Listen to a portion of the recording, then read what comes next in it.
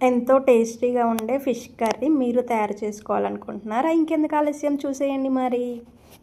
ముందుగా ఒక కడాయి పెట్టేసుకొని దాంట్లో ఆయిల్ వేసి చిన్నగా తరుముకున్న ఉల్లిపాయలు, పచ్చిమిర్చి వేసి కాసేపు ఫ్రై అవ్వనివ్వండి.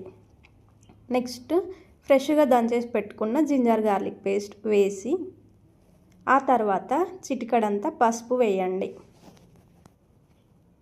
ఇలా ఓసారి మిక్స్ చేశాక కాసంత సాల్ట్ వేయండి. నెక్స్ట్ నానబెట్టుకున్న చింతపండు పులుసునైతే వేసి సరిపడా కారం వేయండి. కారం కాస్తంత ఎక్కువగానే పడుతుంది. కారం వేసేసాక ఇలా ఓసారి బాగా మిక్స్ చేయండి.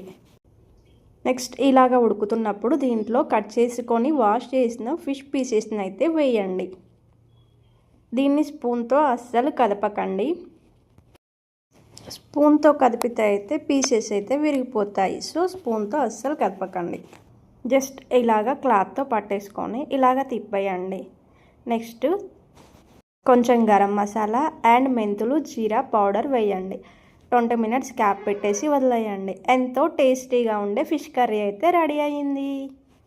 మా ఈ చిన్న వీడియో మీకు నచ్చితే లైక్ చేయండి, మా ఛానల్ని సబ్స్క్రైబ్ చేయండి. Okay friends, bye.